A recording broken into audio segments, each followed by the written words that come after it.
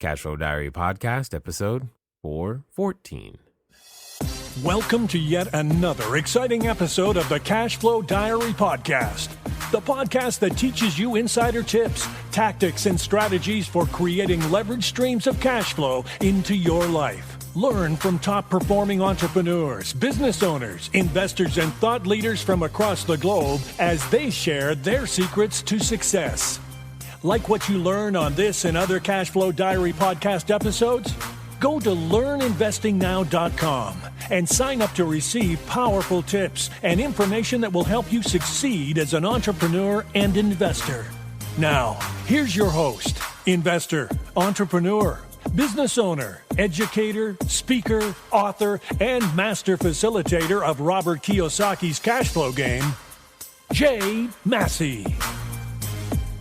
All right, ladies and gentlemen, welcome to another episode of the Cashflow Diary Podcast. I'm your host, Jay Massey, and I'm glad that you're here today because we are going to talk about something that I believe if you absolutely embrace this concept, if you are brave enough to go out there and actually execute what we're going to talk about today, you will see a dramatic, dare I say drastic, and definitely positive impact on your life, your business, your health, and many other things that may have been plaguing you for a long time. You're like, what on earth could this one thing be?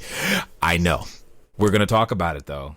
And I have with me today someone who's actually been here before, but it's been a while. Some could say too long, but here's what I will say. I will say that you are in for a treat because he's been doing this business thing for a really long time.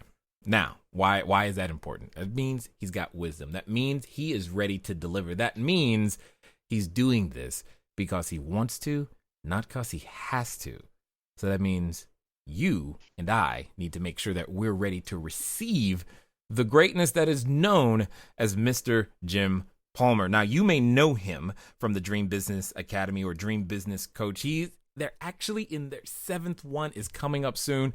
What I'm really excited about is that when someone who's been there and has done business comes here, they're coming because they have so much wisdom to share to accelerate your growth as well as mine. So today, I'm going to ask you to take some notes, put on a smile, get ready to change, and make some decisions with Jim Palmer. Jim, you there? I am, Jay. How are you? Man, your introductions are awesome. I love the way you start your show. You make me smile. Well, good. Then I'm doing something right at the moment. Now, what I want to do is I've got to ask you the same question I ask everybody at the beginning of the show. So are you ready? I am. All right. I tend to look at today's entrepreneurs a lot like yesterday's superheroes. So, you know, Batman, Robin, Wonder Woman, even Batman, Lego Batman. We'll go there. And I think entrepreneurs and superheroes have a ton of things in common. Obviously, you're an entrepreneur. And I think when you think about it as entrepreneurs, we go around, we save people using our products and services, our special skill sets, etc. But we also have a beginning. There was a time in Spider-Man's life, well, all he was doing was a college student taking photos. So my question to you is, before all of the books that you've done, before all of the newsletters, before all Dream Business Academy, the Dream Business Coaching and Mastermind, before all of the TV and news appearances that you have done, what we want to know is, who is Jim Palmer? Jim Palmer was, first and foremost, a scared little boy who barely got out of school because he was too tired to talk in front of people. That makes us feel normal. This is good. You know, in all seriousness, I almost didn't get out of high school because my fear of public speaking was so intense. I couldn't read a chapter out of I remember this history class. They basically went up and down the rows and you had to read a paragraph or a chapter. And when I knew my time was coming, I'd be sick that day and hope that they'd go by. And, you know, today I get in front of hundreds of people and I can talk on anything, mostly business, obviously. But, you know, those are some of there are things that are in our life that, you know, we choose to forget and not talk about. But I write about them. I talk about them because everybody has those limiting beliefs and what I call demons. And if you're going to achieve anything that's other than just average, and you need to kick those demons to the curb. Yes, definitely. I think a lot of us that are here right now are wanting to achieve things other than average. So I'm just kind of curious, take us back in history for a little bit, because I often have told people that, look, I'm naturally introverted, naturally shy.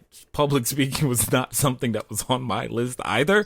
Yet now I make a living talking, and you've obviously made that transformation. So walk us through that process. How do you go from, scared kid barely getting out of high school to author of 6 books, someone who's an entrepreneur, speaker, and a coach, helping other people deal with these very same things? Because I was very blessed, Jay, to have somebody in my life. I was actually 6 or 7 years into my business, and in 6 or 7 years, I was doing multiple 6 figures. But it wasn't a great business because I was working like a dog, and there was just, my business was me. I really had a job. I just happened to own the company, like a lot of small business owners. Right. And when I started, I really wanted to grow in a significant way.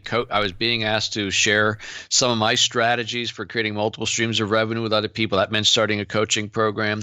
When my first year, I had, I think, 6 or 7 people in my coaching program at $97 a month. And I really wanted to grow. And I was looking at other people who were doing it really well. And, the big impetus, so the long-winded answer I'm giving you has a lot of little nuggets in it. But number one, when you are a business owner and you choose not to do something that you don't want to do, because after all, I'm the boss, and if I want to have my business and I want it because I want to be free to do whatever I want when I want, then you don't have to do these things. So when people were calling me up and saying, "Hey, you're the newsletter guru, can you come give a talk to our group about newsletter marketing?" Really appreciate the opportunity. But I'm really busy. In fact, I'm traveling that week. I would never say I'm afraid of public speaking. I would do it. And Jay, nobody. I was not going to get called down the hall into the boss's office and chewed out for not doing it, because doggone it, I was my boss. But I'll tell you something. At that moment, my girls were 15 or 16 years old. I have twin girls, and I knew they wanted to go to college. And the cash flow, the money that my business was actually generating, I was not going to be able to be the father that I wanted to be and actually help them with their schooling. And so my saying no to writing a book and being afraid to criticize because I, can't write correctly, or doing videos because I look stupid, or being a public speaker, all those things that I didn't want to do suddenly mattered, because people who were doing what I wanted to do in a very successful way were doing those things. And so the first thing I want to tell you, if you're struggling with something, you have to personalize your inaction. And so when you can justify that it's okay not doing it in your own head, suddenly my inability to step up and man up was going to cost my girls a lot of money, because I wouldn't grow my business the way I knew it should be growing. And so I personalized and internalized how much, and it's called having a big why.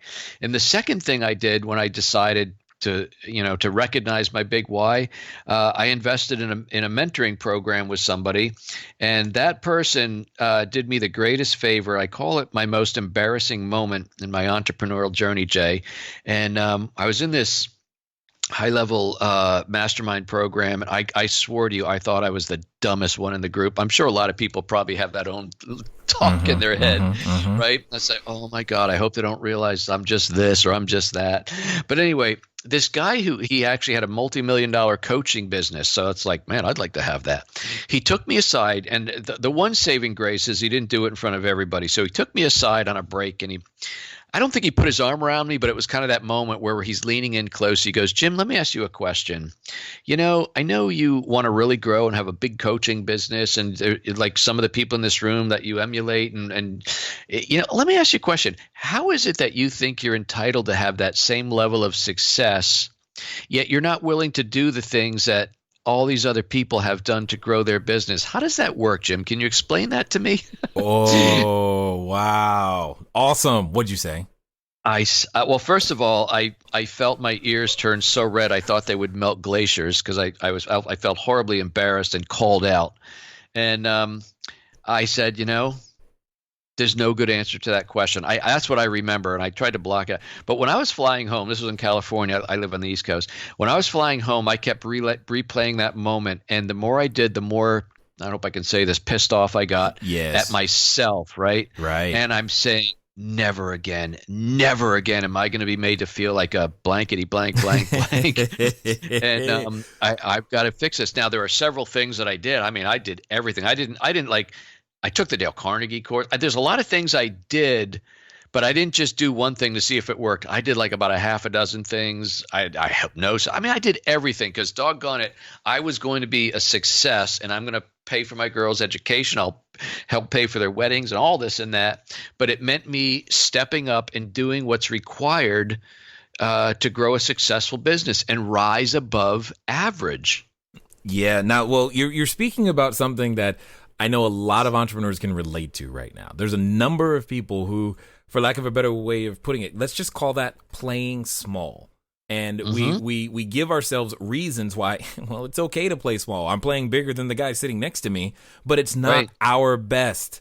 Now, my question to you becomes, there's always this moment where you're like, okay, I'll play big, but I'll play big today. And because you're feeling good. I mean, as they're listening to you and I, they're probably feeling good. They'll be able to like, yeah, I'm going to play big. But 3 weeks from now, they start finding themselves playing small again. How on earth did you maintain that from that one question, that one time so many years ago, maintain the intensity required to keep playing big and keep pushing yourself? Well, first of all, I tasted freedom as I started to grow, and there's nothing like freedom that significant cash flow will produce.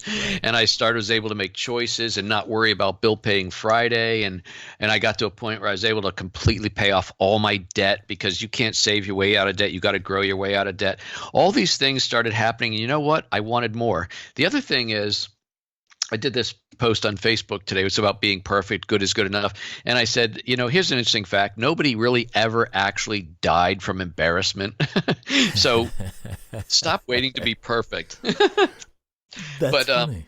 Yeah. So I just started doing, and the more and you know what? The thing is, my first big talk was in front of about 120 people, all high-level entrepreneurs. When I got invited to that talk, it was about it was 90 days out. It wasn't like come next week. And I accepted it. Jay, I about peed and pooped my pants when I said yes, because I thought I'm going to just completely bomb and embarrass myself. But for 90 days, I did a lot of different stuff. I read some of it, what things I did in the book Decide, but I also practiced for 90 days giving that talk. I visualized. In fact, I knew where the meeting was going to be. I got pictures of the place online so I could visualize me being in that room. I visualized what the stage looked like.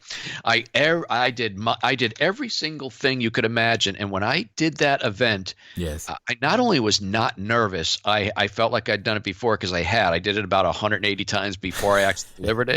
Right. And you know what? I friggin' loved it. Yeah. People were raising their hands to ask them questions, come up to me. That was a great talk. And I'm like, what the hell was I ever afraid of? Right. For like 48 years, I've been like petrified. And now it turns out I'm a damn good speaker. And it's fun.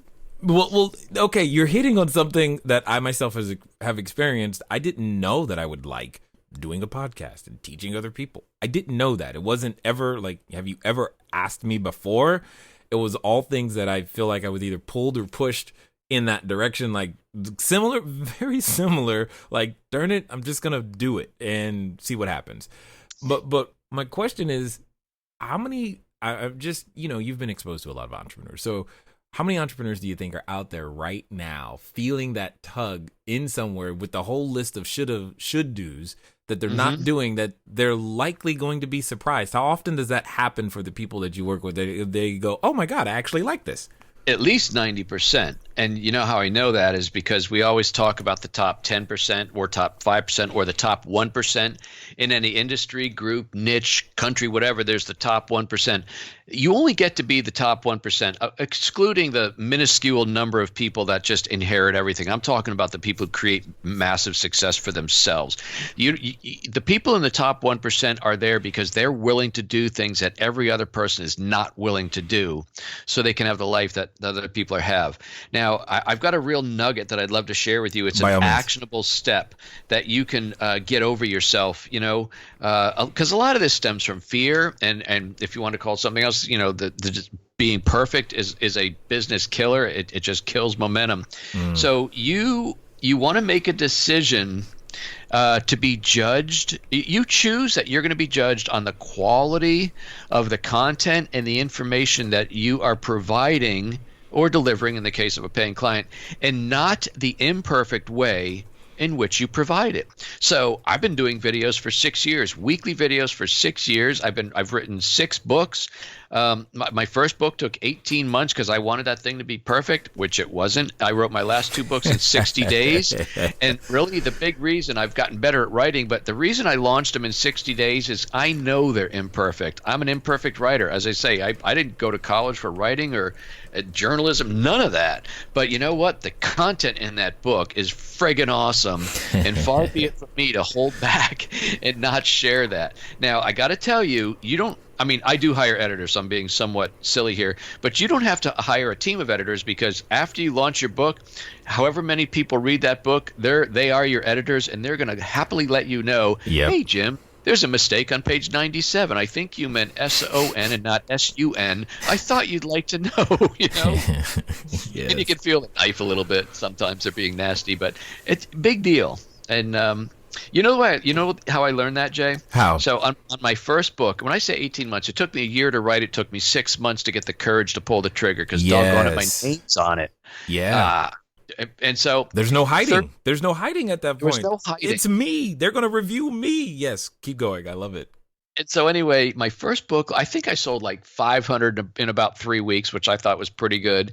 And about a month into it, I get an email from somebody, and I'll just paraphrase because it obviously burned an impression in my brain. He said, hey, Jim, I thought you'd like to know, on page 117, paragraph 3, you have a dangling participle. No. Now, Jay, that was 2008, I think. And so I don't know what the math is. It's like 10 years ago, 8 years ago. No, 8 years ago, 9 years ago. Thank you for me being math challenged. I must have skipped math class also. But, so here's what goes on in my head. That little voice we all have. I said, holy crap. Oh, my God. I printed like 2,000 books. Oh, what am I going to do? People are going to think I'm a complete boob. Then I said to myself, what the hell's a dangling participle? I have no idea what that is, right? And then I just went all through. It was almost like the 5 stages of grief or whatever, right. Denial and whatever that is. And so the next thing I said, I hit reply and I said, hey, Tom, whatever. I said, thanks for letting me know. I will bring that to the attention of my editors, which I don't even know if I had an editor in my first book, but I wanted to look like I had a team. I'll bring that to the attention of my editors for the next printing. And something made me just go, by the way, how did you like the book? Tom then wrote back and said, loved it. I've been wondering what kind of content to use. How do you print them? How do you fold them? Oh, there's a ton of information, a really, really excellent book. And so Jay, I lean back in my chair, I cross my arms and I go, huh. And what I deduced from that was, let me get this straight. My imperfect book, because it does contain a dangling participle, brought immense value to Tom. And so my imperfect book is better than my perfect book, which I have yet to write and sitting in my thing because I'm afraid to launch it. So listen, there's not a single person on the planet that's perfect. Nobody's perfect. All right. And so you just have to get over yourself and share the value and the knowledge, the information and wisdom that you have, whether it's videos or podcasting, as a guest or as a host, whether you're writing books, whatever it is, share your information because it will serve others, and just be prepared that you're not perfect and it's okay. It is. I'm so glad you said that, because I went through that same thing. You have no idea how long the podcast, that even though we're, hundreds of episodes now, but those first 10 sat recorded and done for at least 6 months.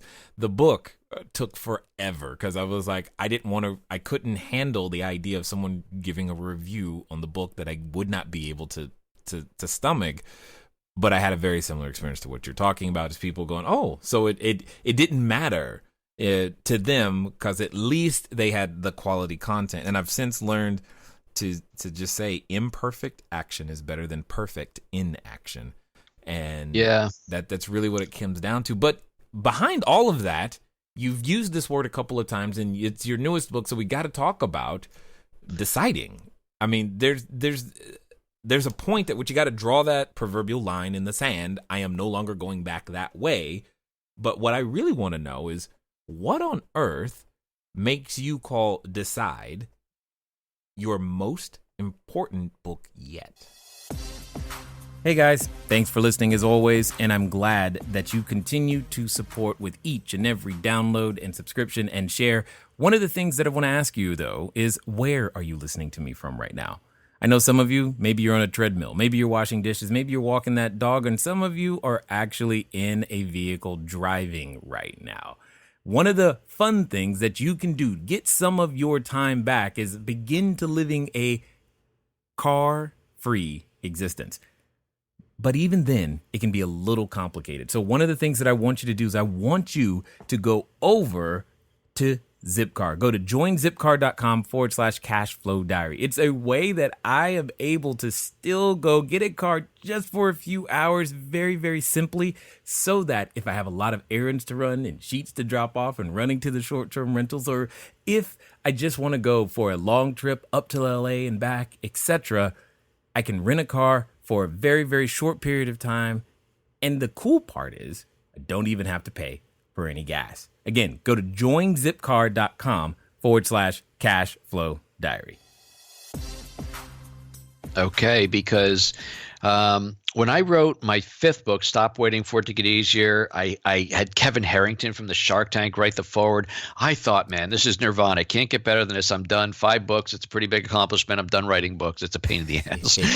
And then I started doing my live events, and there was a section or a module that I teach on the second day. It's called Success, Money, and Mindset.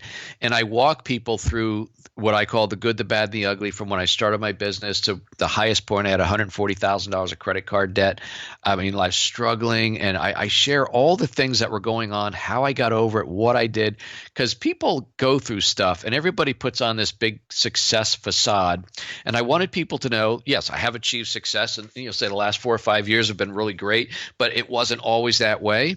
And when I shared it the first time, it took about a half an hour. And I literally looked out, Jay, and saw a couple people with tears in their eyes. And when I took a break, somebody came up to me and said, I'm where you were right now.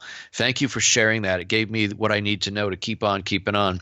And so I keep doing that same module, except now I take almost an hour because I'm sharing even more hideous, embarrassing stuff, because I want to inspire people that you're no different. I'm no different. We're all a wreck. We're all a mess. But if we got something good to share, then let's go out and share it and build a business. So but anyway, about the second or third event, somebody goes, Jim, this stuff is too important to just share it with the people who come to your event, which is about 50 people. I kind of keep it small because you need to write another book. I said, I'm not going to write another book. And then it just, that nagging feeling kept getting.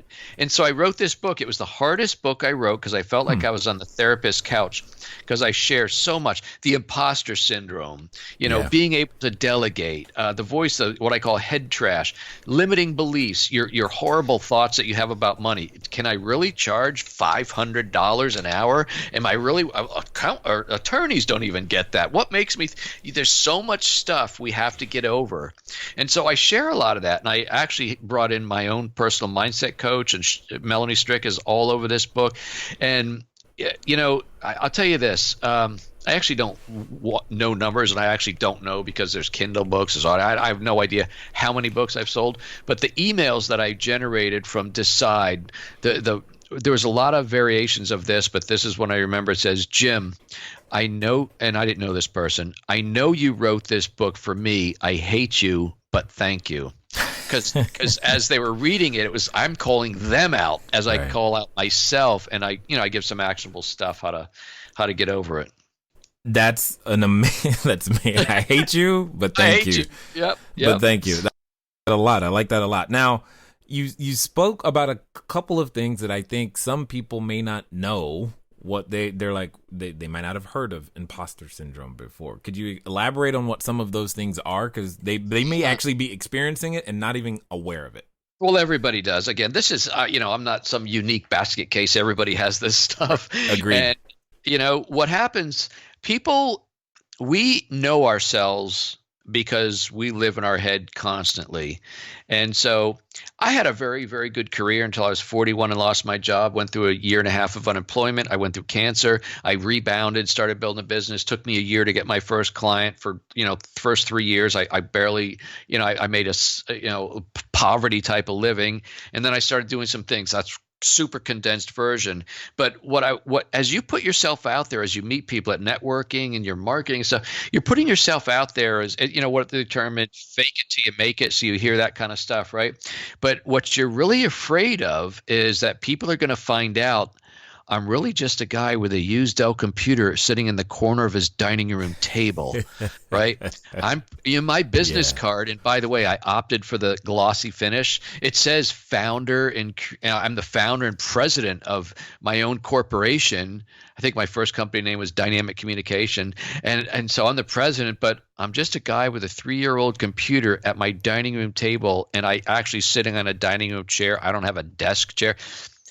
All this stuff, and just funny story aside, just popped into my head. There's that voice. But I remember saying to my wife, I need to get a real desk chair. And by the way, we need to put doors on here because when the kids come home from school, it's noisy. She goes, what you really need are some paying clients. Then we can talk about putting doors on here. Anyway, Nice. When I started my business, Jay, in 2001, it was not as commonplace as it is today, although it was starting to change. But here I was with a home-based office, and when I would always go to either a prospective client's office, or I'd meet them for lunch or something, because I obviously am not going to have them to my house, and so the for me, the imposter syndrome was they're going to find out I'm just a guy at a dining room table, right? So I always talked about I've been writing newsletters since I was 21. True fact. I never lied, but I never said, boy, I just started my business officially 3 months ago. And, right. If you're my paying client, I might actually buy a desk at Staples. I never said that. But, so the imposter syndrome, and by the way, whether you have $1 million business or a $50,000 a year business, you have the imposter syndrome. When I started doing pretty well, and I remember going to that group, and by any stretch, if you look at where my income was compared to a lot of people, I was average or above average, but I felt like such an imposter being in that room with other people who were killing it. Right. And so that's the imposter syndrome. It's the fear of being found out. And the thing that I like about what you just shared is we all have it. And I don't want people to think, because I know a number of people who are listening, especially those of you who are in real estate and trying to raise capital for the first time, you come to me and you say all the time, but Jay, the investors are looking for something other than me, is basically the gist of what you're saying. It's not me. I'm not that person, and I don't even know what that person is anymore. But we have this vision of something that's greater than us, that we're not, and that's what we think they're going to find out. So we compensate for it in various different ways, but I think this is important. Now, Can I expand that real quick? By all means. I remember when I was growing up, let's say of course I was a juvenile 18-year-old or whatever, but then in my 20s, I'm still like juvenile. I'm like, at some point, I'm probably going to mature to be somewhat like my dad. And I'm in my 40s, but my wife's favorite expression is, how old are you? Right? Nice. I'm wrestling whether to say this or not. I'm just going to say it because I'm an imperfect person. We were literally in Annapolis. I hate to say this. So there's a sign. I get out of the car and I'm walking over to take a picture of something. And there was a word on a sign. It just could have had two meanings. I look back to her and point to it and just smile. And then I took my picture. I got back in the car. She goes, how old are you? I can't say it because it'd be just too embarrassing. I'm already embarrassing myself enough. But my point is, I always thought when I get to be a certain age, or I always thought when I get to reach a certain level, I was a VP of marketing when I was 40 before I lost I was still an immature guy who was laughing at Happy Gilmore and all these, silly things. Right. And I think I'm still the same person. And one of my friends, I've been friend for 30 years. On one of my birthdays, he gave me a little sign. You've probably seen it in the gift shop. He says, you can only be young once, but you can be immature forever. And I think that has some business meaning too, because even as you get to go and be very successful, you're still the same person. There's not this metamorphosis. Well, some people probably, go and pretend they're somebody very, very special. And I only drive Beamers and I only go to the club. And, I don't know. I'm kind of poking fun and probably causing somebody some agita right now. But for the most part, we are the same person all through our life. And I don't know. I forget why I started telling you that. Well, what's funny is that I've actually got some, we did a couple years back, we did some testimonials that were recorded from some of our customers, and two of them specifically said, when you meet Jay, he's just a normal guy that wears jeans and tennis shoes. And the other guy was like, yeah, he's shy like me. This is weird. That doesn't make sense. And yes, you're right. It's a normal person. We may do abnormal things. We may have trained ourselves to be able to perform a certain way, but you're still that same guy laughing at fart jokes occasionally. I know. If need be. Oh, so funny thing. So we moved out of our house in December. We sold our house of 28 years, furniture's in storage. We bought a 50-foot yacht. My wife and I move aboard in a month. We're going to live and work on this boat, travel up and down the East Coast. That's our big. Awesome. I can't call it a midlife thing because I don't plan to live to be 116. But right. But this is going to be our big adventure as empty nesters. Well, in cleaning this house of 28 years, it's funny you mentioned that. I found a fart machine. It was remote control. You bury it under the pillow wherever somebody's sitting. You push the button. It's amazing. And I gave it to my grandson, and he thinks that's the funniest thing. And I think my wife made an observation. Goes, Nathan laughs just like you do. I think he's 3. Exactly. You're like, so you're saying I'm 3? No. Yeah, I know. Yep. It's the same thing. But the point here, though, is that even though all of that's inside, there's still this point at which you decide something different. You become something different. So when it comes down to it, if I had to ask you, because I'm curious, what would you give as a definition of a decision? So a decision is a yes or no. A decision is not maybe. So I was doing, as you know, I do about 100 interviews like this a year. And at one point, a lot of people one of the reasons I love your show, Jay, is it's so conversational. You and I'm having a great time here. Sometimes you get on a show, what's the last 3 books you read? What's your favorite quote? And it's like, good Lord. And so somebody goes, okay, what's the one? And I thought it was going to be, what's the one thing you would do to market? And he says, what's the one word that most describes the difference between ordinary entrepreneurs and highly successful entrepreneurs? As a new question I'd never been asked. And I just said, decide. And he goes, what do you mean? I said, highly successful people have the ability to assess a situation, a question, a challenge, or an opportunity. However, they weigh the pros and cons in their head, and they quickly make a decision and move forward. Yes is a decision, and no is a decision, but they move forward. And anything short of that, I think about it, back burner it, running up the flagpole, see who salutes. Anything short of that sends you to a place I call Squishyville, because that's where opportunity goes to die. You see, really fast-growing businesses thrive on momentum. And when you have quick decisions, that increases momentum. Indecision is the opposite. Indecision is a momentum killer. That's how I named the book. Did you say Squishyville? I just want to make sure that was accurate. Yeah, I made up a term. It's called Squishyville. Well, it's probably another place where superheroes live. I was just kind of curious. I was just like, Squishyville. All right. Well, the superheroes in Squishyville, they're wearing a diaper and a cape, and that's about it. I don't know. There's no superheroes in Squishyville. Totally understood. Now, when it comes down to it, a lot of people, because I know someone who's listening right now, they said, well, Jim, you don't understand. I need to take my time because I just don't want to. I can't just make a decision like that about, getting into business or moving forward with this particular vendor, or do I want to sell this particular product or whatnot. What would you say to the person who you and I both know said that in their head right now? Yep. Well, first of all, I didn't buy my house overnight or the same day. I didn't buy my boat. We looked for the right boat for 3 months.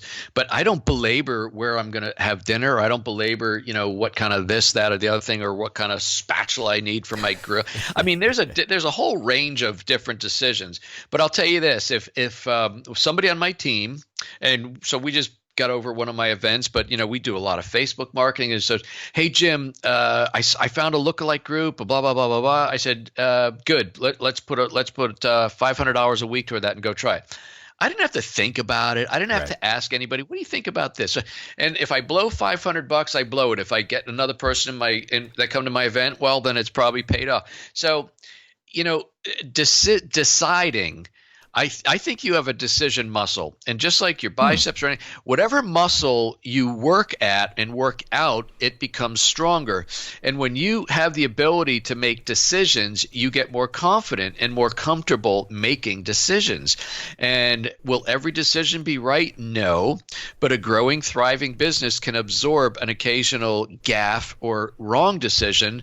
And by the way, not every decision is life-killing or business-threatening. You can certainly adjust and course correct as you move, but indecision, you have to decide. And one of the ways I do that, by the way, if I was on stage selling something, whether I used to promote No Hassle newsletters, I would actually do what I call a fast action bonus, because I'm sure there's people, let me think about it. And I said, I'm going to help you decide, because a lot of people think, in reality, I should do this. I'm going to make it so worth your while. I'm going to give you a discount. I'm going to give you some bonuses. I'm just going to give you this whole package, but I'm only going to do it for the first 10 people, because, here's the deal. If I can help you decide, I am so convinced this is going to work amazingly well in your business. You're going to thank me for pushing you over the edge. I'm going to obviously have my business continue to grow. We're both going to be happy. But the fact is, you need help making a decision. So here I go. And I would pretty much sell like that. Right. And next thing you know, 10 people are running to the back of the room to turn in their order form. People need a push. And, the people, well, that's kind of pushy. Well, you may think it's pushy, but I'd say this. If you truly believe with every fiber of your being, your heart, mind, and soul, that what you do, the value you provide, the offer that you have is beneficial, you're going to deliver more value than you're going to receive in compensation, then shame on you for not trying harder to improve people's lives. And oh, by the way, be paid handsomely for it. Indeed, 100%. Now, I'm going to take this next one in a completely different direction, because there's this concept out there that I've seen, because when you bring up the idea of a decision being a muscle, it reminds me that occasionally my muscles, they get fatigued. There's only so much weight that I can lift in any given day. And I don't know about you, but it does feel like there's only a certain number of decisions. There comes a point in my day where I'm like, you know what, I'm done.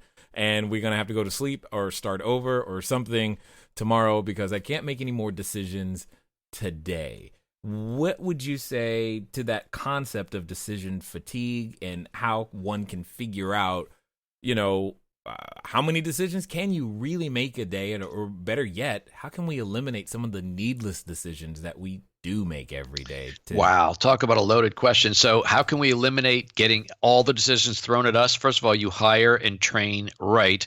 But the third thing, this is where a lot of people fall down, is then you empower your team to make decisions for you. Like, when my person doing my Facebook ads, she knows she has a lot of authority to do this, to tweak the ad. I don't need to see the ads. You're the expert, not me. Just do it. You know what my end goal is. I want to put 50 people in a room. Go do it for me. I know she's good, and I empower her to make decisions. If she wants to try something else in addition to the budget that I've given her, she'll bring that to me. I'll say, yeah, let's do that. Or, you know what I mean? Mm-hmm, so that's a quick decision. But, I do all of my coaching calls and interviews Tuesday, Wednesday, and Thursday. I don't take any calls Monday and Friday. And I'll tell you, by the end of either Tuesday, Wednesday, and Thursday, I am nearly comatose and brain dead, because I bring it, man. I think I'm bringing it on your show. And I literally – and so – my wife, Stephanie, who does some work for me in the business, she may say, hey, I think we ought to update your one sheet, or we ought to do this, that, and another thing. I say, okay, either do it, or if you need my opinion, let's look at it in the morning. When you deal, especially with problems, or if there was a problem client, or if there was a problem, I would say, you know what, if I can't make the decision quickly, I'll say, let's revisit it in the morning. Things always look different in the morning. I mean, I sleep about 6 hours, but everybody, well, if you get a good 8 hours sleep, I have no idea what that feels like. But for me, 6, and it's just because I've been an entrepreneur for so long, I can function on pretty well on 6 hours. But the clarity that I get when I wake up, is unbelievable. And here it was, 6-8 hours ago, when I could barely decide, do I want peanut butter and jelly or just peanut butter? There's simple decisions that you can't make. And the next thing you know, yes, peanut butter and jelly is what I'm at for lunch, and for the next 5 days, blah blah blah blah blah. So you get to know yourself. Now, if you're going to, the only thing where it's going to be a hang up or a problem is if it's a lost opportunity. Like if somebody said, I know you're tired, but if we don't make this call by 9 o'clock tonight, we're going to lose it. And then you're either going to make your decision or you're not. And by the way, no's okay. If it's a big rear end decision and it's too much on the line, then I will say no, because there'll be other opportunities. But you just, and by the way, that's understanding the parameters and the facts. If something's a short fuse and I don't feel comfortable, I will often say no, because that is a decision. Mm-hmm. But I won't belabor it, and I'll just move on. Yeah. It's just, I know for myself, the more disciplined I've become, either in my decision making or how I spend my time, it's like sometimes the easier things get, but there comes that point in my day where I'm just like, you know what? I am done for today. I know there's more hours, but I'm done. I can't, we'll have to do that tomorrow. So it's good to hear the same thing happens on that side. It's good. Yeah. What comes to mind is Clint Eastwood. He goes, a man has got to know his limitations. Exactly. And when your brain is done, you're done. I mean, if I got to say, my brain is cooked, but yeah, I will have eggs instead of oatmeal in the morning. I mean, that's one thing, because there's no harm, no foul, big deal. But if somebody's asking me a question where there's money involved or it's more than $1 or whatever, right, you just got to know your parameters. That's it. Well, and at the same time, I know that there's a number of people who are listening who feel like, because I felt this, where there are times where it's like, I'm not being productive right now, and there's more hours in today, so I should be doing more. But there comes this point where it's like, I know decisions need to be made, action needs to be taken, but I'm kind of done, and I can't be. I'm not giving my best self, and that becomes a disservice to the company, to the business, to our employees, customers, etc. And I just wanted to put that out there. That's a really hard thing, by the way, that I personally needed help with. My coach Mel, when he helped me with that. Got it. When I am a worker bee, I'm 58, so I'm a generation. You go to friggin' work, right? I'm not a microwave success type of person. But there's a point where you're sitting at your desk and nothing's happening, but you feel guilty about pushing away from your desk. And she told me several years ago, this was in August, I believe, and I told her, man, I'm just so overwhelmed and blah. She goes, well, take a day or two. I said, I can't. She says, I want you to take at least the next 2 days off. What? And she said, wow, what would you do? And I said, well, I've always wanted to go to Eagles training camp, and that's happening now, but I never. She said, go to Eagles training camp, but I got a couple interviews tomorrow. She says, cancel them if you're sick. Anyway, I went to Eagles training camp. I felt guilty as crap driving up there about an hour. I enjoyed myself, but I was still thinking a little bit. In fact, I shot a video just so I could say, well, I did something. So I shot a video. You can see it. Yes. Lessons from Eagles training camp. Nice. And when I came back, I was refreshed, and I guarantee you that I was more productive than if I just chained myself to my desk, because winners never quit, right? So there is a point where you need to refresh. Like when I do my event, I take the entire next week off, because it is such a drain mentally to be on. And I mean, when it's your event, you're on from the minute you walk in the hotel and somebody could see you, talk to you, whatever, from the time you're doing 3 days to the time you're still at the hotel and you run into people, you're smiling, being attentive, listening to them, and not daydreaming, you're on. But then what I haven't figured out how to do, Jay, is I don't know how to show up to my own event rested, because there's so many details. Right. I mean, it's a 6-month process, but at the last 30 to 60 days are intense preparation and stuff like that. So I actually show up and just basically run on adrenaline, but I could never do a coaching call or an interview to save my life when that event is over on the weekend. I'm dead, and I just go away, or I sit somewhere. Or my wife and I spent a few extra days in Florida. We just drove around, because the worst decision I had is, do you want seafood or barbecue? That was about it. Well, you're still it's just another one of those decisions that I know I've had to come to. So, and I just wanted to make sure that it's clear that it's okay, that it doesn't mean you're not being productive. I mean, most people, in fact, many of them don't know, but typically on Fridays from 1 to 4 p.m., you can't find me. You just can't find me. I don't do anything. And even if all I do, because what I often end up doing is watching either comedy shows or what is it, America's Got Talent on YouTube. That time period, because it's just funny. I don't know. It has no value whatsoever, other than the fact that it has no value somehow allows me to that. Right. And, I'm the same way, Jay. So I'm not a big TV watcher. In fact, my kids are like, do you watch Walking Dead or this, that? I've not seen any of these shows. But occasionally what I will do at night, especially on a Tuesday, Wednesday, and Thursday, I will watch an old episode of MASH. Nice. Or I'll watch Home Improvement. Or some show from the 70s or 80s, which, first of all, it's semi-wholesome, Right. And it's just like I've seen it 100 times, but I can look at the screen, I'll still laugh, but I'm not thinking about anything because I truly am watching TV to vegetate. That part of watching TV is prescribed for me. Like I say, if I'm in go mode or something, I don't turn on the TV.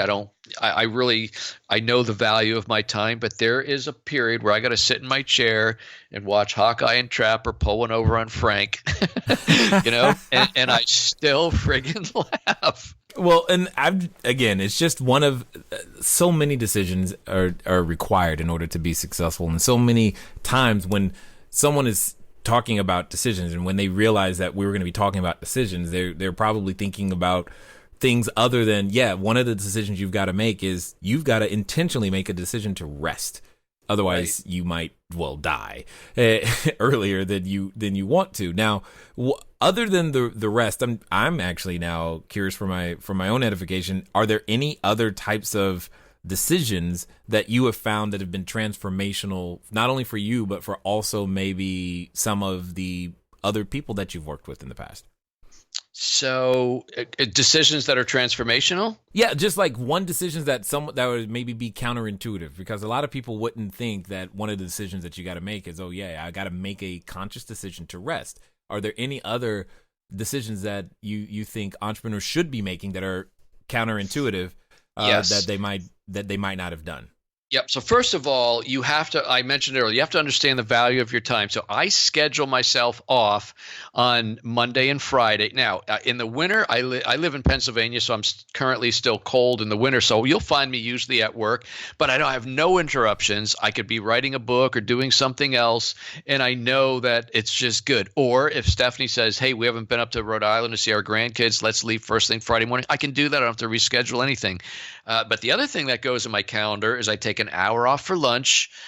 Tuesday, Wednesday, Thursday. I plug in the times. I'm working with a trainer right now because I think you asked me a question earlier. I was going to mention this.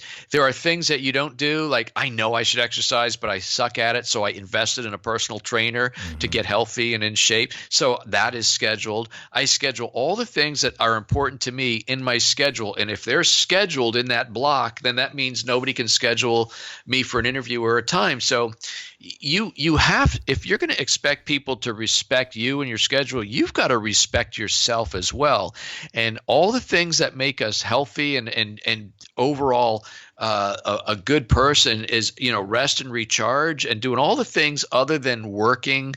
It's very important. So know the value of your time and honor your commitments to yourself. Well, here's what I will say. I definitely appreciate the commitment that you made it for, your family, your girls, so that they could have something. But now I feel like, it's well beyond that. You're helping so many other people. And I definitely appreciate the fact that now, you've gotten books written in 60 days now. So that's pretty amazing.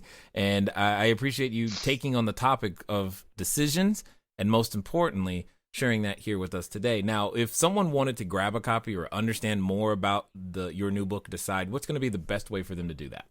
Well, here's what I want to do. I totally love your show. Thanks for having me back on. Yeah. I would love to give everybody that's listening a free copy of my book. And I'm not talking about a downloadable PDF. I will mail you, I think it's about a 184-page paperback book. I'll mail you a copy. We'll mail it out within 24 hours. If you go to decideforsuccessbook.com, decide, F-O-R, successbook.com. The only thing I'll ask is you pay $6.95 for shipping and handling. I'll even ship it overseas. I think we shipped one to Finland for like $28. So don't want to hold there, but it's easy. At this point, like you said, it's I just want to start sharing and helping other people, benefit from my horrible youth and mind and stuff like that. Let you know you're not alone. So if they go to decideforsuccessbook.com, I will send them a copy of my book for free. Excellent. I definitely appreciate you taking the time to share with us, like I said, here today. Now, one final question, if you will. Let's pretend that someone is, they're on that fence. They think they want to be that entrepreneur. They're standing in front of the superhero outfit store, but they can't quite get themselves to jump. My question to you is, let's pretend that they're actually going to go out there and do the work. They're going to not only do the work, but they're going to follow through on what you suggest that they do. What would you say that they should spend their next 24 to 48 hours doing? So they've already decided, or they're sort of on the fence? They keep flirting with the idea. They keep reading the blogs. They keep thinking about it every time they get upset with their boss. You know why they're on the fence? Jay, I got it. You know why they're on the fence? Because they're playing the mind game called what if. Yep. And what if this doesn't work? What if I waste money? What if I spend money I don't have? What if I charge this and it doesn't come back? What if I do launch this and people read it and they point out my dangling participle? What if? Now, there's a I forget who said it, but I can't give credit, but it says you can't create a new beginning, but starting today, you can create a new ending. Nice. And one of the ways you do that is to stop playing the what if game. Now, I want to give you, I've fixed a lot of my mindset, but when Stephanie and I were talking about selling our home, buying a boat, probably the least reasonable investment you could make, because it's not an investment at all, but traveling around, living and working on this boat, we decided to do it. And then we started playing the what if game. Well, what if I can't drive a 50-foot boat? What if I hit somebody? What if I run into the gas dock and embarrass myself? What if the boat sinks? What if we catch on fire? What if? And then I read this book, and the gentleman, it was about boating. But I thought there was a great entrepreneurial lesson. He said, you know why more people don't live aboard a boat? Because they play the what if game. What if I run aground? And all the things I just said. He says, yeah, but what if you do say yes? And every day you come up with a challenge or a problem and you overcome it, you solve it, you fix it, and you find out you're actually a badass boat driver and you have the adventure of a lifetime, but you won't know unless you say yes. Just say yes. And so if you're thinking about being an entrepreneur, or you're thinking about up-leveling your game or doing something, make an investment, you're playing the what if game, what if all that stuff doesn't happen? What if you just say yes and you actually find out you are a badass entrepreneur and you have the adventure of a lifetime? And Jay, in my answer, I just shared with you the title of my 7th book, which will be out May 15th, Just Say Yes. I love it. I love it. I definitely appreciate your time, your attention, and thank you for sharing with us one more time here at the Cashflow Diary. Love your show, Jay. Thanks for having me on. You're welcome. All right, ladies and gentlemen, you know what time it is. It's time for you to move at the speed of instruction. What does that mean? Decideforsuccessbook.com. Hey, and even if there is a dangling participle in this one, there's great value. So go get it. Make it happen. Do it now. It's been fun talking to you guys today. I look forward to talking to you soon. Until next time.